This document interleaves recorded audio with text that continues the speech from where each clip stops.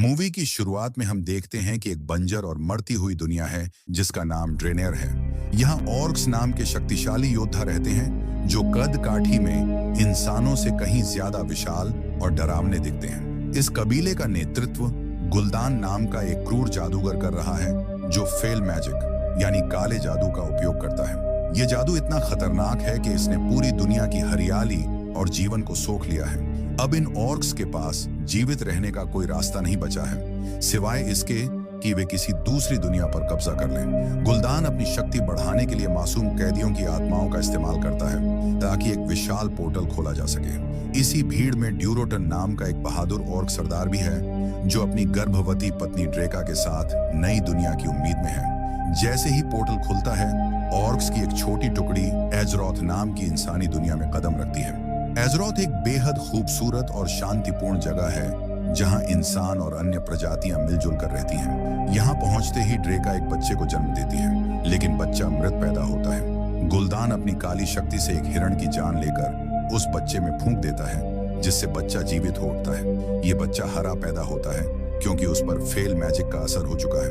अब ऑर्क्स ने इंसानी बस्तियों पर हमला करना शुरू कर दिया है ताकि वे और अधिक कैदी पकड़ सकें। इन कैदियों की बलि देकर गुल्दान बाकी बचे और कबीलों को भी इस दुनिया में बुलाना चाहता है। यहाँ चारों तरफ तबाही का मंजर है और इंसानों को समझ नहीं आ रहा कि ये बला कहां से आई है। ये शुरुआत है एक ऐसे महायुद्ध की जो दोनों प्रजातियों का भविष्य बदल कर रख देगा। इंसानी साम्राज्य स्ट्रॉन्गविंड के बहादुर कमांडर एंडुइन लोथर को खबर मिलती है कि उनकी सीमाओं पर स्थित चौकियों पर रहस्यमयी हमला हुआ है। लोथर जब वहां पहुंचता है तो उसे खून खराबे के बीच कुछ भी समझ नहीं आता क्योंकि उसने पहले कभी ऑर्क्स जैसे जीव नहीं देखे थे। वहीं पर उसे कदगर नाम का एक युवा जादूगर मिलता है जो चुपके से इन हमलों की जांच कर रहा है। कदगर लोथर को बताता है कि इन मौतों के पीछे कोई साधारण ताकत नहीं बल्कि फेल मैजिक का हाथ है। यह सुनकर लोथर हैरान रह जाता है क्योंकि यह काला जादू एजरॉथ में सालों से प्रतिबंधित और लुप्त माना जाता था। वे दोनों राजा लेन रिन के पास पहुंचते हैं और उन्हें इस नए खतरे के बारे में विस्तार से बताते हैं। राजा लेन एक समझदार शासक हैं और वे तुरंत एजरॉथ के रक्षक गार्डियन मेडिव को बुलाने का आदेश देते हैं। मेडिव एक अत्यंत शक्तिशाली जादूगर है जो एक ऊंची मीनार कराजान में रहता है और दुनिया की रक्षा करता है। लोथर और कदगर जब मेडिव से मिलते हैं तो उन्हें महसूस होता है कि मेडिव कुछ थका हुआ और परेशान है। फिर भी मेडिव उनकी मदद करने के लिए तैयार हो जाता है और उस जगह की जांच करने निकलता है जहां हमला हुआ था। जांच के दौरान उन्हें हरे रंग का एक चिपचिपा पदार्थ मिलता है जो काले जादू की निशानी है। कदगर चुपके से वहां से एक पुरानी किताब चुरा लेता है ताकि वह इस जादू के बारे में और गहराई से जान सके। लोथर को एहसास होता है कि युद्ध अब टलने वाला नहीं है और उन्हें बड़ी तैयारी करनी होगी। सेना को अलर्ट कर दिया जाता है और हथियारों की जांच शुरू हो जाती है। पूरे साम्राज्य में डर का माहौल है क्योंकि दुश्मन अदृश्य और बेहद क्रूर है। लोथर और उसकी टीम जंगल में एक ऑर्क टुकड़ी पर घात लगाकर हमला करती है ताकि वे दुश्मन को समझ सकें। इस छोटी सी झड़प में वे गरोना नाम की एक अर्ध ऑर्क हाफ ऑर्क महिला को बंदी बना लेते हैं। गरोना दिखने में ऑर्क्स जैसी है लेकिन उसमें इंसानों जैसी संवेदनाएं भी नजर आती हैं। उसे राजा लेन के सामने पेश किया जाता है जहां वह शुरू में बहुत आक्रामक व्यवहार करती है। लोथर धीरे धीरे गरोना का विश्वास जीतने की कोशिश करता है और उसे अपनी भाषा सिखाता है। गरोना बताती है कि गुल्दान एक राक्षस है जो अपनी ही प्रजाति को खत्म कर रहा है।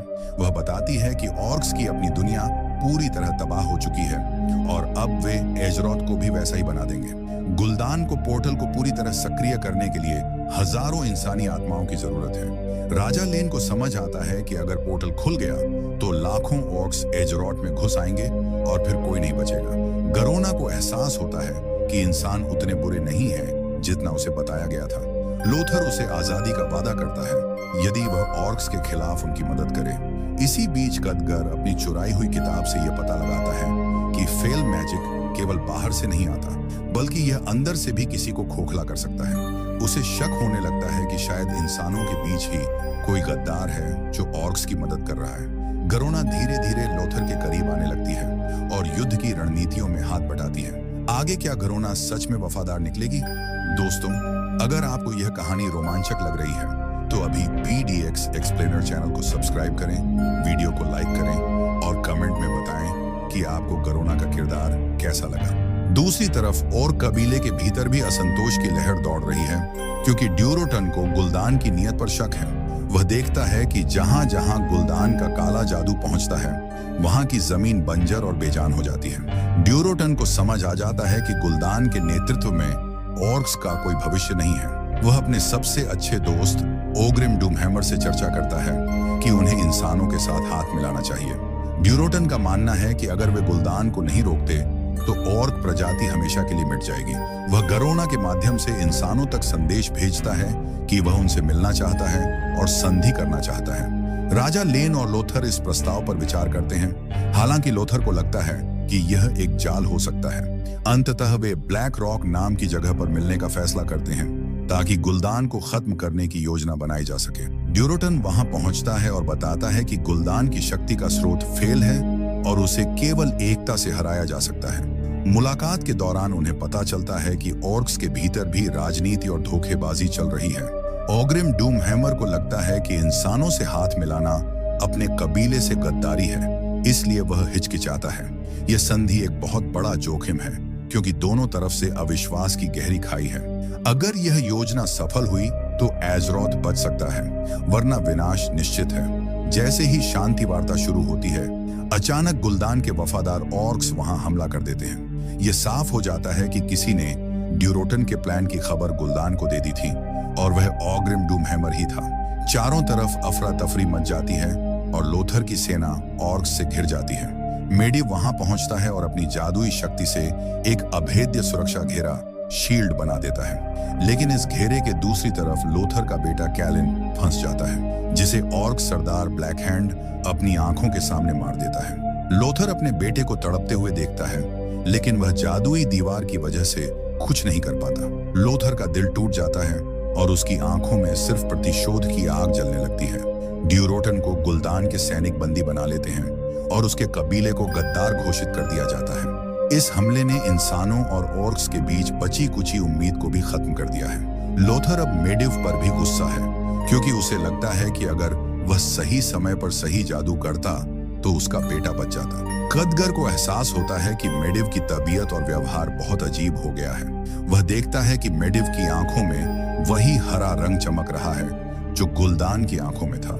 यह एक बहुत बड़ा संकेत है कि एजरोथ का रक्षक ही शायद उसका भक्षक बनने जा रहा है। कदगर यह सुनिश्चित करने के लिए कि उसका शक सही है, कराजान की लाइब्रेरी में वापस जाता है। वहां उसे प्राचीन जादूगरों की आत्माओं और एक रहस्यमयी महिला की परछाई से संकेत मिलते हैं। वह परछाई उसे बताती है कि मेडिव पूरी तरह से फेल के वश में हो चुका है और वही गुलदान के साथ मिलकर पोर्टल खोल रहा है। कदगर दंग रह जाता है कि जिस पर पूरी दुनिया का भरोसा था, वही दुश्मन से मिला हुआ है। वह तुरंत लोथर के पास जाता है, लेकिन लोथर अपने बेटे की मौत के शोक में डूबा हुआ है। राजा लेन को जब यह पता चलता है तो उन्हें विश्वास नहीं होता कि उनका पुराना मित्र मेडिव ऐसा कर सकता है। कदगर उन्हें समझाता है कि मेडिव के भीतर अब वह इंसान नहीं रहा, बल्कि एक दानव बस गया है। इसी बीच गुलदान ड्यूरोटन को प्रताड़ित करता है ताकि वह बाकी ऑर्क्स के सामने घुटने टेक दे। ओग्रिम डूमहैमर को अब अपनी गलती का एहसास होता है और वह ड्यूरोटन को छुड़ाने की कोशिश करता है। उधर स्ट्रॉमविंड में युद्ध की अंतिम तैयारी शुरू हो जाती है, क्योंकि पोर्टल खुलने में अब कुछ ही समय बचा है। लोथर को जेल में डाल दिया जाता है क्योंकि वह राजा के फैसलों पर सवाल उठा रहा था और गुस्से में बेकाबू था। कदगर अकेला पड़ गया है और उसे पता है कि अगर मेडिव को नहीं रोका गया तो आज रात एजरोथ का आखिरी सूरज होगा। ड्यूरोटन जेल से भागने में सफल होता है और वह सीधे गुलदान को मकगोरा यानी सम्मान की लड़ाई के लिए चुनौती देता है। ऑर्क्स के कानून के मुताबिक अगर कोई सरदार दूसरे को चुनौती दे तो उसे स्वीकार करना ही पड़ता है। गुलदान जानता है कि ड्यूरोटन एक महान योद्धा है और वह उसे शारीरिक बल से नहीं हरा सकता। लड़ाई शुरू होती है और ड्यूरोटन अपनी पूरी ताकत से गुलदान पर प्रहार करता है।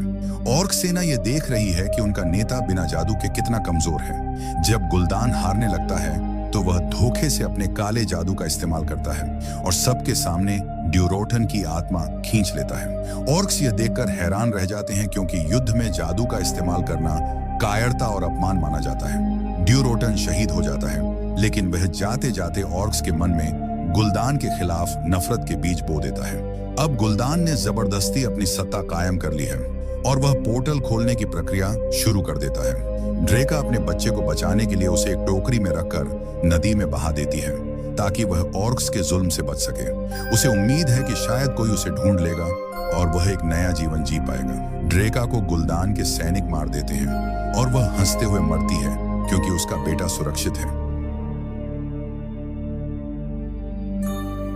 तो रोकने के लिए कराजन पहुंचते हैं। वहां वे देखते हैं कि मेडिव पूरी तरह से एक दानव डीमन के रूप में बदल रहा है और वह पोर्टल को सक्रिय करने के लिए अपनी पूरी ऊर्जा लगा रहा है। मेडिव का शरीर नीला पड़ गया है और उसके चारों तरफ काला धुआं मंडरा रहा है। लोथर और कदगर मिलकर उस पर हमला करते हैं, लेकिन मेडिव की जादुई ताकत के सामने वे टिक नहीं पाते। कदगर चतुराई से एक प्राचीन मंत्र का उपयोग करता है जिससे मेडिव का ध्यान भटक जाता है। इसी दौरान एक भारी गोलम पत्थर का राक्षस मेडिव के ऊपर गिर जाता है जिससे वह बुरी तरह घायल हो जाता है। जैसे ही मेडिव के शरीर से फेल की शक्ति बाहर निकलती है, वह अपनी असली चेतना में वापस आता है। वह मरते हुए लोथर से माफी मांगता है और आखिरी बार अपनी ताकत का इस्तेमाल पोर्टल को बदलने के लिए करता है। वह पोर्टल का रास्ता स्ट्रॉमविंड की तरफ मोड़ देता है ताकि ऑर्क्स वहां ना जा सकें, बल्कि वहां फंसे इंसान बाहर निकल सकें। मेडिव की मृत्यु हो जाती है और इसी के साथ एजरोथ का एक महान रक्षक दुखद अंत को प्राप्त होता है। राजा लेन रिन अपनी सेना के साथ उस स्थान पर पहुंचते हैं जहां पोर्टल स्थित है। वहां हजारों ऑर्क्स हमले के लिए तैयार खड़े हैं और गुल्दान अपनी शक्ति से कैदियों की बलि दे रहा है। इंसानों और ऑर्क्स के बीच एक भीषण और खूनी युद्ध छिड़ जाता है। राजा लेन को पता चलता है कि मेडिव ने पोर्टल का रास्ता खोल दिया है जिससे वे अपने नागरिकों को सुरक्षित निकाल सकते हैं। वे बहादुरी से लड़ते हैं और कई मासूमों की जान बचाते हैं, लेकिन ऑर्क्स की संख्या इतनी ज्यादा है कि वे धीरे धीरे गिरने लगते हैं। गरोना भी इंसानों की तरफ से लड़ रही है, लेकिन वह खुद को दो दुनियाओं के बीच फंसा हुआ महसूस करती है। ब्लैक हैंड अपनी विशाल सेना के साथ इंसानों पर टूट पड़ता है और भारी तबाही मचाता है। राजा लेन समझ जाते हैं कि वे सब यहाँ से जीवित नहीं निकल पाएंगे। वे एक बहुत बड़ा बलिदान देने का फैसला करते हैं ताकि कम से कम कुछ लोग बच सकें। लोथर अभी भी कराजान से वापस आने की कोशिश कर रहा है, लेकिन वह दूर है। मैदान जंग में सिर्फ चीखें और तलवारों की खनक सुनाई दे रही है। हर तरफ लाशों के ढेर लग रहे हैं और एजरोथ की धरती लाल हो रही है। जब राजा लेन देखते हैं कि वे पूरी तरह घिर चुके हैं, तो वे गरोना को अपने पास बुलाते हैं। वे जानते हैं कि अगर ऑर्क्स ने उन्हें पकड़ा तो वे उन्हें तड़पा तड़पा कर मारेंगे और उनका अपमान करेंगे। राजा लेन गरोना से कहते हैं कि तुम मुझे मार दो ताकि तुम ऑर्क्स की नजर में हीरो बन सको और भविष्य में शांति ला सको। गरोना यह सुनकर रोने लगती है क्योंकि वह राजा का सम्मान करती थी, लेकिन राजा उसे मजबूर करते हैं। अंततः गरोना अपनी खंजर राजा लेन की गर्दन में उतार देती है और उन्हें वीरगति प्राप्त होती है। गुल्दान वहां पहुंचता है और गरोना को शाबाशी देता है, जिससे ऑर्क्स का उस पर विश्वास बढ़ जाता है। लोथर वहां अपने ग्रिफिन पर सवार होकर पहुंचता है और राजा की लाश देखकर सन्न रह जाता है। उसे लगता है कि गरोना ने उन्हें धोखा दिया है और वह गुस्से से पागल हो जाता है। लोथर को बंदी बना लिया जाता है, लेकिन ब्लैक हैंड उसे मकगोरा की चुनौती देता है। उसे लगता है कि वह लोथर को आसानी से हरा देगा, लेकिन लोथर अपने बेटे का बदला लेने के लिए बेताब है। यह लड़ाई तय करेगी कि कौन जीवित रहेगा और कौन इतिहास के पन्नों में दब जाएगा। लोथर और ब्लैक हैंड के बीच का युद्ध छोटा लेकिन अत्यंत रोमांचक होता है। लोथर फुर्ती से ब्लैक हैंड के वार को बचाता है और अपनी तलवार से उसके दो टुकड़े कर देता है। ऑर्क्स यह देखकर हैरान रह जाते हैं क्योंकि ब्लैक हैंड उनका सबसे शक्तिशाली योद्धा था।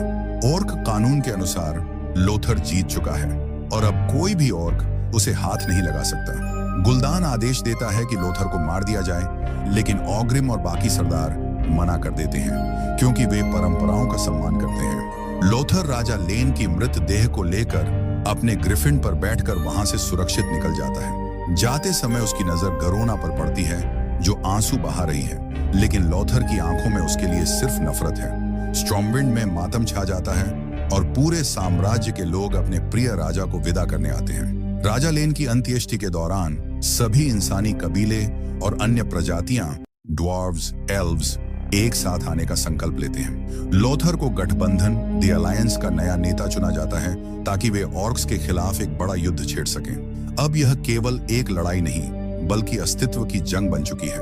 मूवी के अंतिम दृश्यों में हम देखते हैं कि युद्ध अभी खत्म नहीं हुआ है, बल्कि यह तो केवल शुरुआत है। ड्यूरोटन का बेटा जो नदी में बह गया था, उसे एक इंसान ढूंढ लेता है। ये बच्चा भविष्य में थ्राल के नाम से जाना जाएगा और ऑर्क्स का सबसे महान नेता बनेगा। उधर गुलदान अभी भी जीवित है और वह और भी अधिक ऑर्क्स को बुलाने की योजना बना रहा है। गरोना ऑर्क्स के बीच रहकर अपनी पहचान बनाने की कोशिश कर रही है, हालांकि उसका दिल अभी भी इंसानों के लिए धड़कता है। लोथर अपनी नई सेना के साथ युद्ध के मैदान की ओर कूच करता है और एजरोथ की रक्षा की शपथ लेता है। एजरोथ अब पहले जैसा नहीं रहा। यहाँ अब दो संस्कृतियां एक साथ रहने को मजबूर हैं। ये कहानी हमें सिखाती है कि युद्ध में जीत किसी की नहीं होती, सिर्फ जान माल का नुकसान होता है। लेकिन साहस और बलिदान ही वह चीज है जो अंधकार में भी उम्मीद जगाती है। ऑर्क्स और इंसानों के बीच की यह दुश्मनी आने वाले कई सालों तक चलने वाली है। इन्हीं शब्दों के साथ यहीं पर यह मूवी खत्म होती है। उम्मीद है आपको यह रोमांचक सफर पसंद आया होगा। आपके हिसाब से क्या लोथर को गरोना को माफ कर देना चाहिए? अपने विचार कमेंट्स में जरूर लिखें और PDX एक्सप्लेनर को सब्सक्राइब करना न भूलें। मिलते हैं अगले वीडियो में, तब तक के लिए अलविदा।